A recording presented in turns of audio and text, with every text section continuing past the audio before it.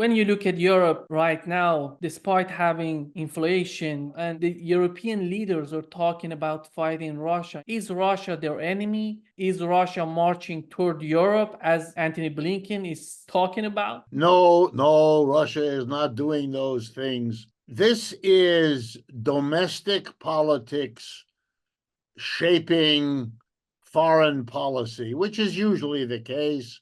It is not different here. But let's do a little history just to help everybody get their feet on the ground. The last 4 major military engagements between Russia on the one hand and Europe on the other, the last 4 of them, going back to the Napoleonic Wars at the beginning of the 19th century, involved the invasion of Russia by Europe, not the other way around. Napoleon led the French armies against Russia, and he was defeated. After the Russian Revolution, well, let's go back. In World War I, Kaiser Wilhelm invaded Russia, not the other way around. At the end of the First World War, 1917, after the Russians had made a revolution inside their country, France, Britain, the United States, and Japan invaded Russia to try to change their government. So Hitler in 1939, did the same thing with Russia. He invaded Russia, and everybody who invades Russia is defeated. You might want to think about that the next time you consider such an idea. But to blame Russia after what I just summarized as a little over 200 years of history, in which 4 or 5 times Europe invades Russia and Russia invades Europe no times? I mean, this is crazy. All they can point to is Georgia in 2008, and then Crimea in 2014, whenever the exact dates were. And these are disputed territories that have been back and forth. It's not a wholesale invasion. The Russians never did that. They never invaded. You made a bullshit about it as part of the Cold War. Why would Europeans who know better still be vulnerable, at least in terms of what they say publicly, vulnerable to the idea that Russia is some sort of threat or danger on the one hand, and on the other, that because of that, they have to desperately please the United States? That's, I think, the key question. And here are some signs so that everybody understands what I'm talking about. The effort to follow Russia's invasion of Ukraine with a program of sanctions, particularly the sanction in which Europe says it will no longer purchase Russian oil and gas, is a remarkable idea because it really hurts Europe, but not the United States.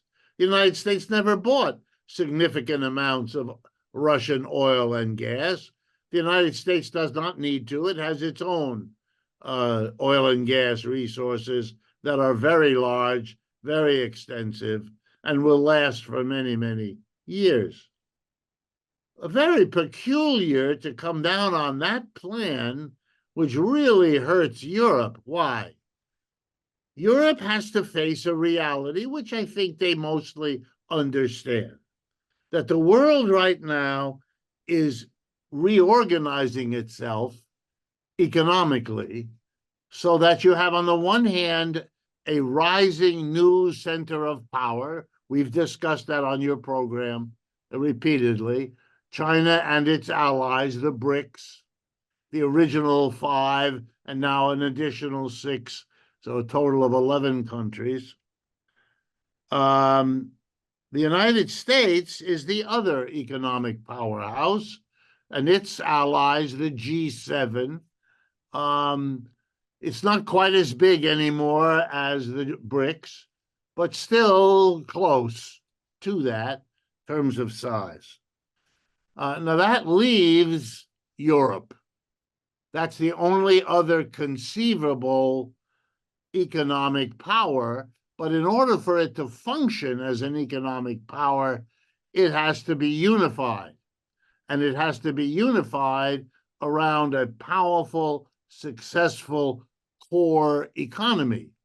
And it was that around Germany. But the sanctions hit Germany the worst because Germany's ability to lead Europe out of the end of World War II depended on cheap Russian energy. The Germans like to call their achievement Wirtschaftswunder, economic miracle. No miracle at all. It's just cheap oil and gas. That's why Germany could become a manufacturing success, because they had cheap energy and they had good skills with machine tools, and those are the ingredients for manufacturing. So the question for Europe was, and still is, what role are you going to play in the emerging global economy that has China on one end, the United States on the other, but China the rising power and the United States the declining power? Why declining? Because you lost the war in Korea, you lost the war in Vietnam, you lost the war in Afghanistan, you lost the war in Iraq, and you are losing the war in Ukraine. That qualifies you for being a loser. You can't prevail. All your nuclear weapons are not helping you. You can't use them. And when you fight on another terrain, you don't have the preponderance to win those wars. That's why you're not. So the Europeans had to face this reality. The problem for the Europeans is that the United States also is facing the same reality.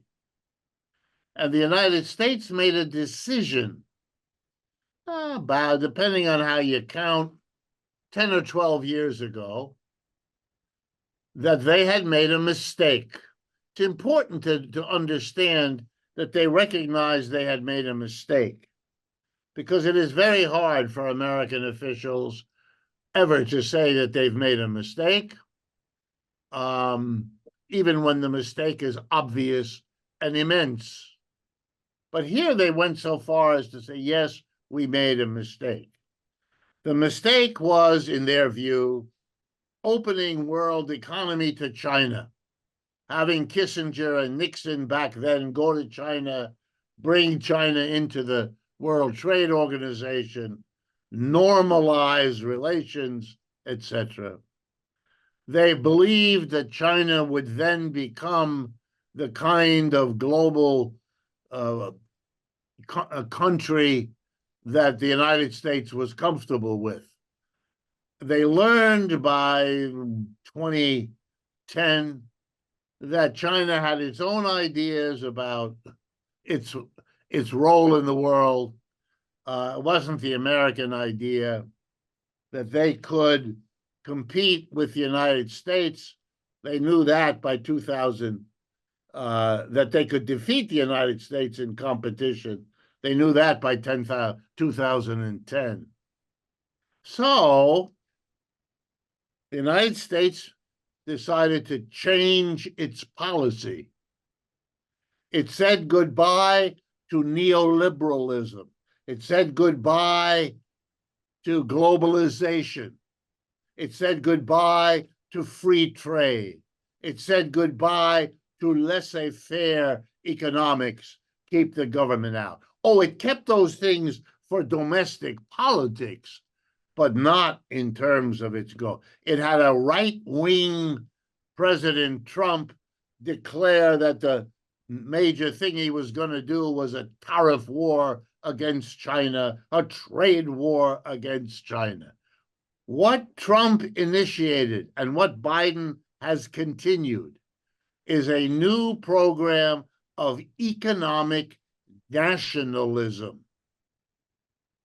The United States government will become the supplier, the subsidizer, the protector of U.S.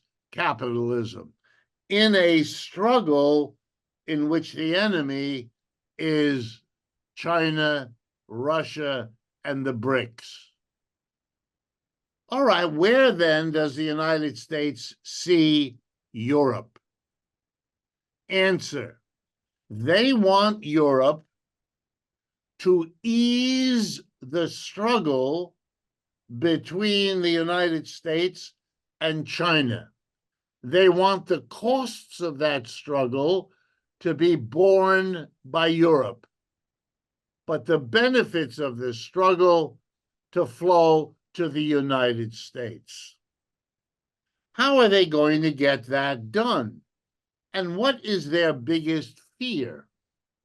The biggest fear, the biggest obstacle, is that the Europeans will actually take seriously the old European idea after World War II of creating an economic union, a European Union that would bring together all of the skills and agriculture and industry and services of Europe to make it the powerhouse that it could be. It has agriculture, it has industry, it has high technology, it has nuclear weapons, it has. But the United States doesn't want Europe to do that on its own. That weakens the United States. In the worst case scenario, from the American view, the Europeans might decide to side with the BRICS. It's very clear that there would be much support inside Europe for siding with the BRICS, the support of European businesses leading the way.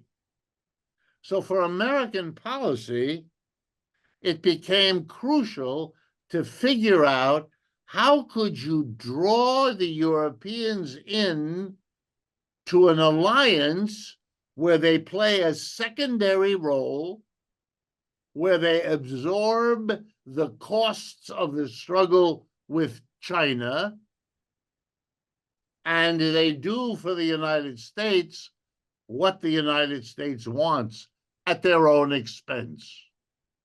And let me give you again some examples. For many years, Denmark was a neutral country. It announced itself as neutral. It committed itself to neutral. And one of the foundational parts of its commitment to neutrality was to prevent any presence on Danish soil of troops from a foreign country, that the only soldiers active in Denmark would be Danish, nobody else. Last December, quietly, without public discussion and without public debate, the Danish government passed an irreversible, believe it or not, 10-year commitment that Americans will be able to station American troops on Danish soil. When the Danish government announced this to its own people, it said there can't be a distance greater than a piece of paper between Denmark and the United States, and then a long discourse about the dangers of an invasion from Russia, which, if you know your geography, would have to leap over several other countries even to get there. And while I enjoy Danish butter and Danish cheese and Danish eggs, an invasion over a grand distance for people who don't want you is a high price to pay for cheese and milk and eggs. It's stupid. Well, it's also grotesque. By stationing American troops, Denmark becomes a target. If those troops have weapons, then Russia defends itself by neutralizing those weapons, just as it has neutralized all of the weapons sent by all the European countries to Ukraine. They have not changed the reality on the ground. Russia is winning and Ukraine is losing. Well, then what is it that the United States gets? And we have seen pretty craven meltdown. Europe does nothing. Nothing. The Nord Stream pipeline to give Europe cheap energy for decades into the future is blown up in a kind of Hollywood movie activity. And it's obvious that this is not good for the countries of Europe who were there to buy the gas that comes out at that end of the pipeline. They don't do anything. The Swedes have a boat looking for camera pictures of it. It's childish. That's a move that should have had the Europeans enraged even before Seymour Hersh writes the article that shows it was U.S. activity. Okay, so the answer to my question, I'm going to give you a fantasy story, and I don't know that what I'm about to say actually happened. I have no inside information. I read the same newspapers you do, and that's where I get it. But I imagine 10 years ago a meeting. On one side, American State Department officials and the military. On the other side, European officials and European military. And the U.S. side says to them, here's what we think you need to do, Europe. You need to help us fight the Chinese. And if you do, and if you behave appropriately, then we will happily help you when you have troubles. But if you don't help us, if you are not cooperative, we will have no choice but to assume that you are not friendly in this struggle, that you are not neutral, even if you say so. And at that point, we are going to look for ways to isolate and neutralize you. And then looking at the head of Denmark, or the head of Sweden, or the head of Portugal, or the head of Ireland, or any of the others, the Americans will say, we will work a deal with Ireland because you don't let us work one with you. It's not that we prefer the Irish. It's not even that we prefer you. We make the decisions based on where we need a submarine base, where we need a drone base, where we might do that. We're gonna really hamper the Russians. So we want you to do that. And here's your danger. You don't have to do it. But if you don't, you make us an enemy. And you don't want us as an enemy. And we don't want to be your enemy. So make it easy for us. Here's the argument. Russian invasion, protect from the Russians, protect from the, there it is. Your population is ready for that because they got that for 75 years of the Cold War. So they're used to it. Putin even sounds a little like Stalin. Make the connection. Amazing things are said.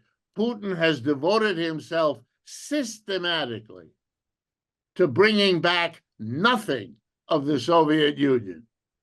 He doesn't want socialism, none of it. It doesn't matter. He's another Stalin. This is crazy, but on the one hand, it isn't crazy at all. Because each European government reasons this way. We have to be pro-American.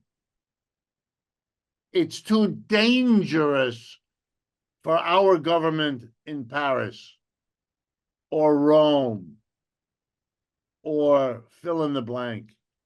It's too dangerous for us to be the one or the two or the three. It's not enough. So the reality is we're going to be cheering on the Americans, even though it looks to the whole world that we are busily shooting ourselves in the foot.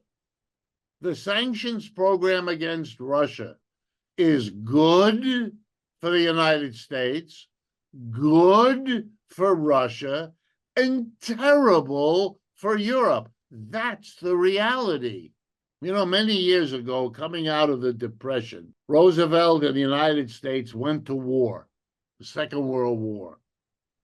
And that war, they took half their people who were unemployed and put them in the military. And they took the other half of the unemployed and put them into factories making the guns, bullets, and uniforms for the military. They got a booming economy and full employment by means of war. Have people forgotten that? Mr. Putin just did the exact same thing.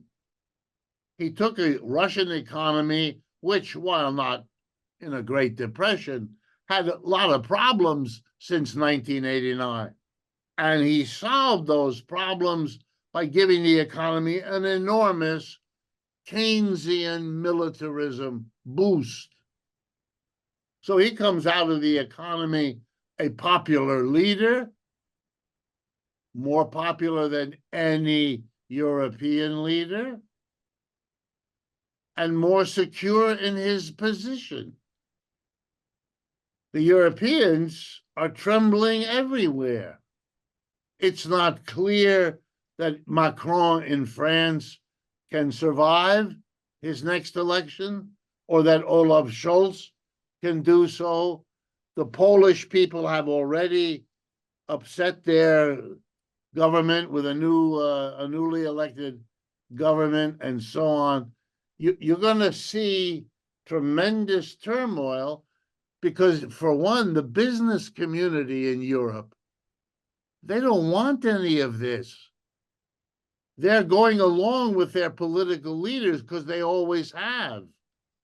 They feel more comfortable with American economic leadership than Russian. I get all that.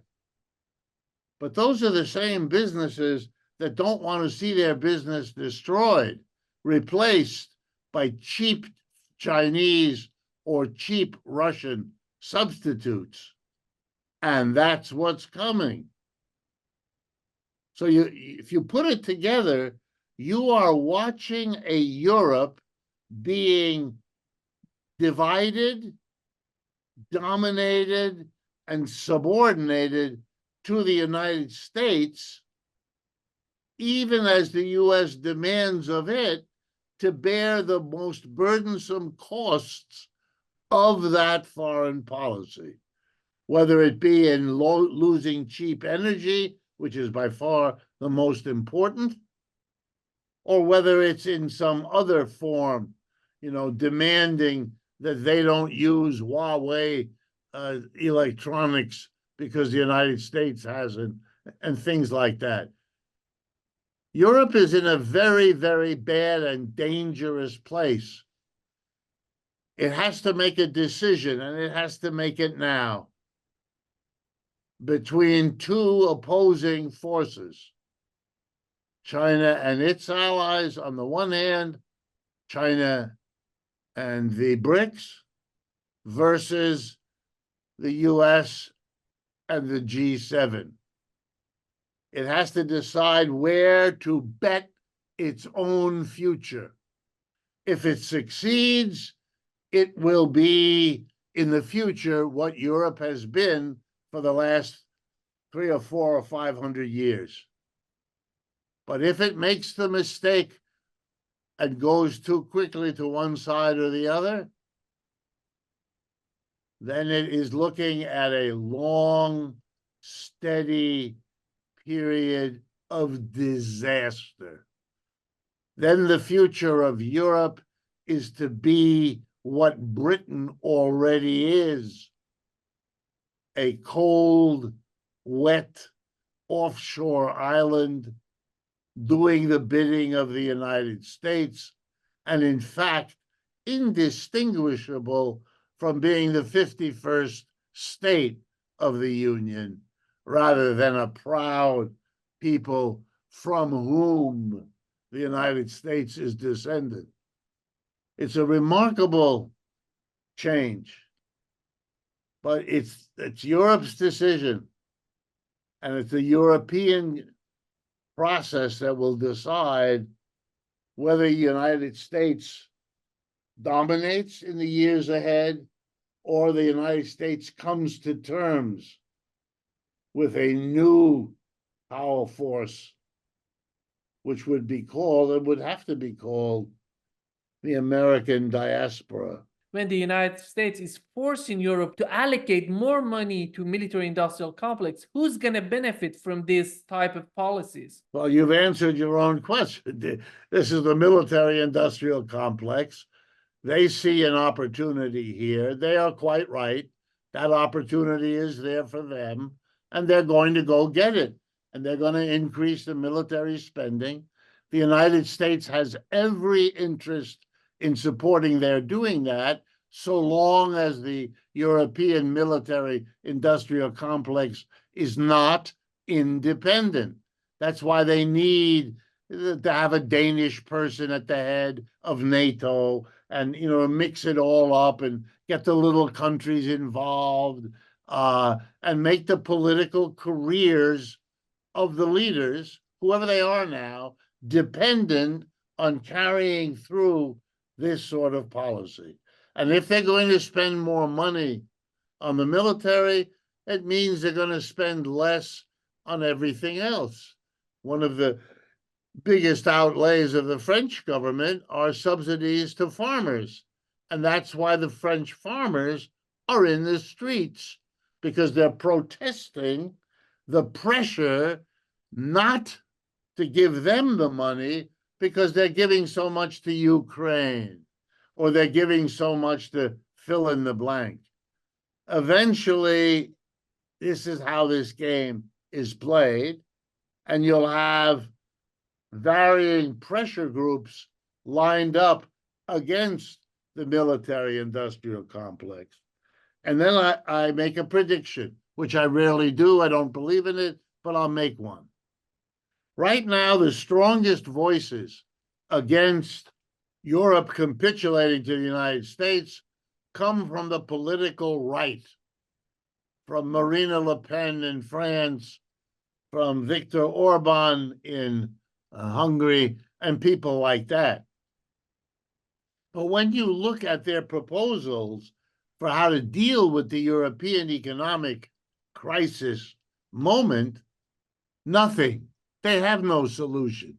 They want to talk to you about how horrible Syrian immigrants are. You have a million more, a million less. Not going to solve your problem. It's just not. You have no solution. So if I were advising them, I'm not. But if I were, I would say to them, you may be able to take power if the situation falls apart in your favor. But you don't know what to do, and you have no solution. So the people are going to notice this after a while. Maybe 2 weeks, maybe 2 months, maybe 2 years. And then will be the moment where the left comes in and says, they have no solution. And I said, if I'm really honest with you, I would tell you that the left-wing leaders, and I do meet with them, they don't have a solution either. And they're very hesitant to take the solutions that are offered and presented to them. But my guess is you're going to see a right wing swerve and then a left wing swerve in this whole situation.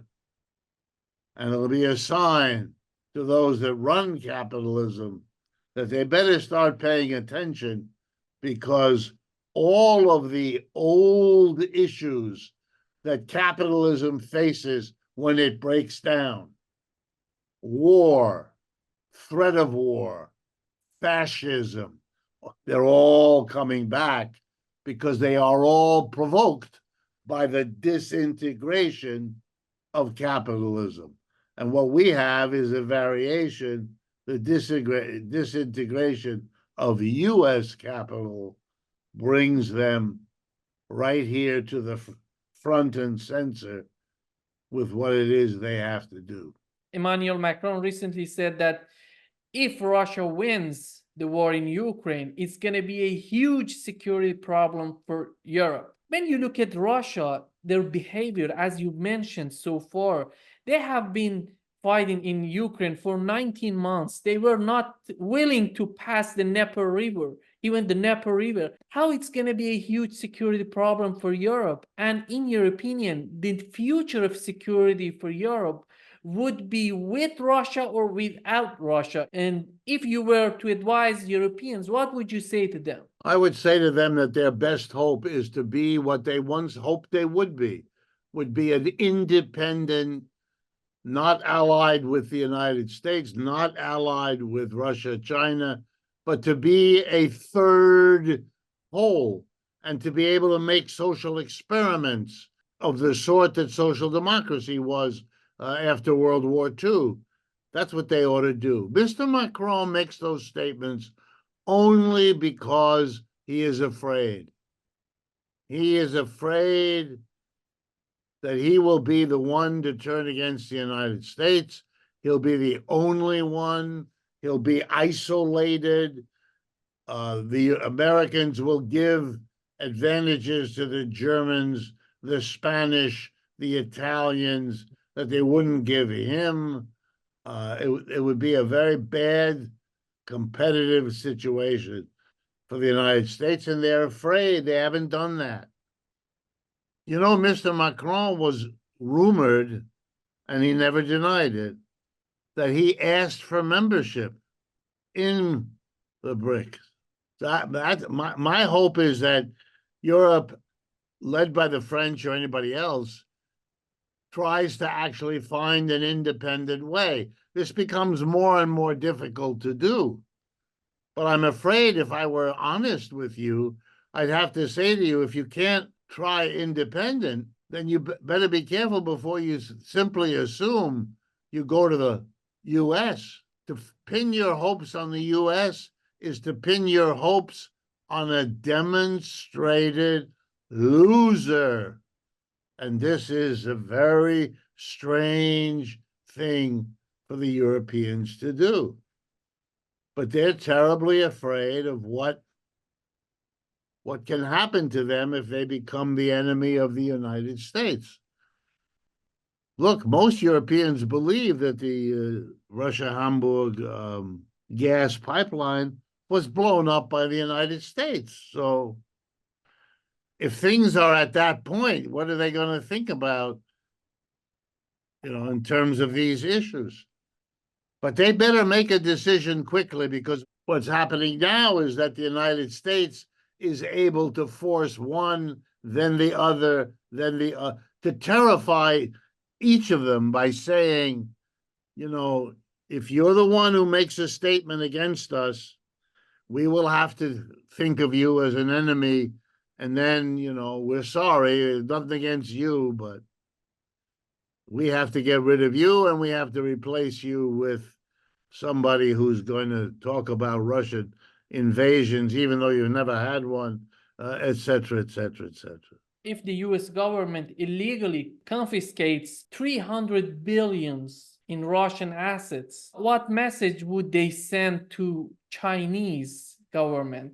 That message has been sent, and that message has been received years ago.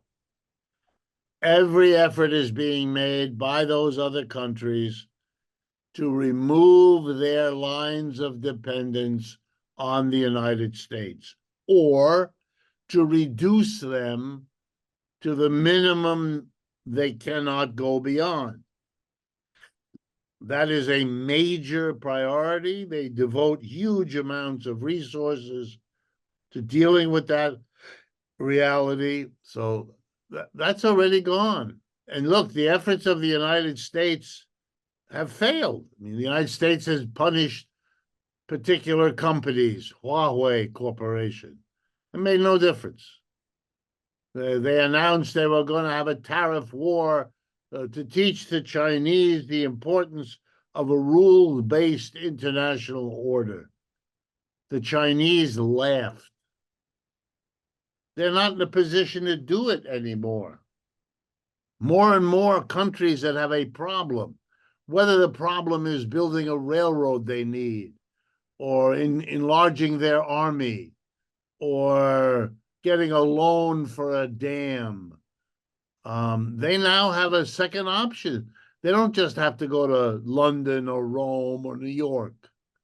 They go to those places, but they are told, no, we can't do it here. So then they go and they pack their bag for Sao Paulo. That's what they do. But they're doing it now, and they're used to doing it.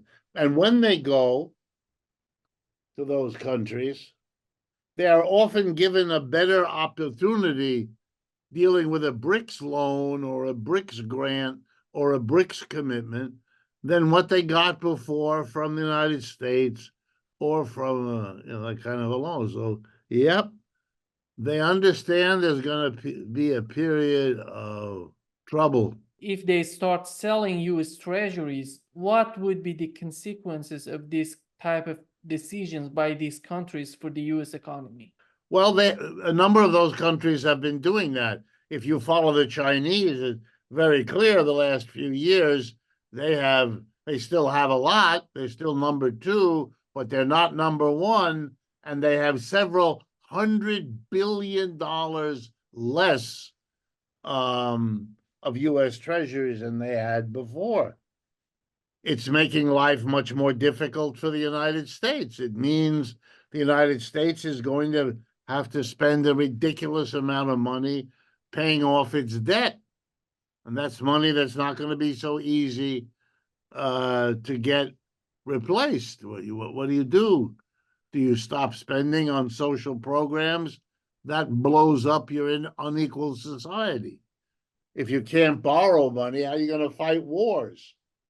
The American people will not pay the taxes to fight a war. They will pay interest. But now the interest is going to become hundreds of billions and then into the trillions just to pay for the interest. This is not a manageable situation. And anyone who tells you it is just playing. There are people who believe that the noise around using Russian assets to give an award to Ukraine is a terrible idea. These are people who are very anti-Russian, but they think it's a terrible idea because it's the United States no longer even pretending to be neutral.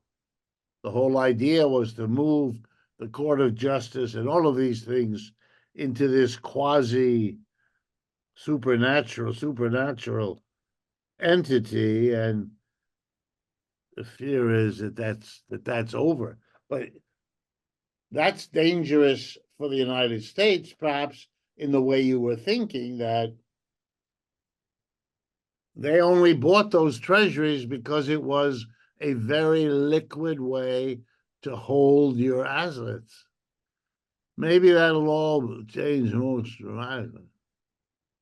Maybe when you if you see a decline of the US, you're going to see a market in international treasuries that has many more countries participating. There are ideas like that floating around, but for the moment, they are just ideas. Why we don't have any alternative in Israel to the Netanyahu administration in his party?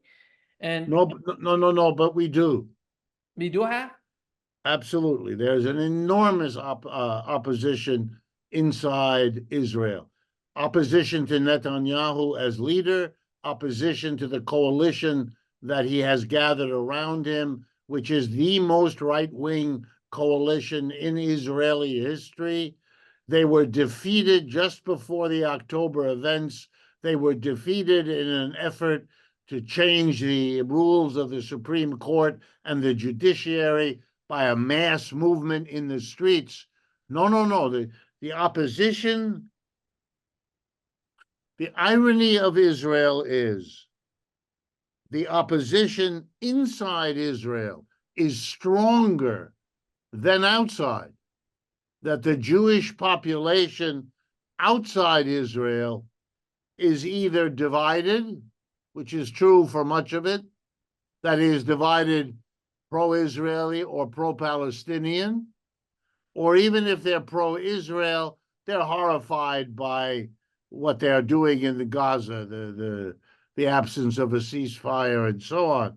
And so this is a situation that is probably going to come to an end pretty quickly, because for the United States, this is becoming irrelevant.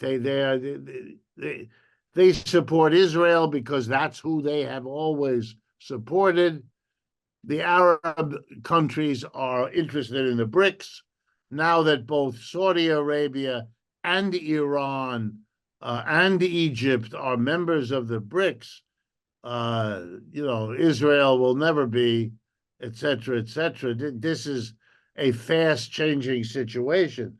But there is a big opposition, and it's not clear exactly what will be necessary for this opposition to become dominant, but it sure looks like it could be any moment in time when saner heads will prevail there, and they'll find some other solution. But because Israel has not found another solution for a long time, this is a very difficult.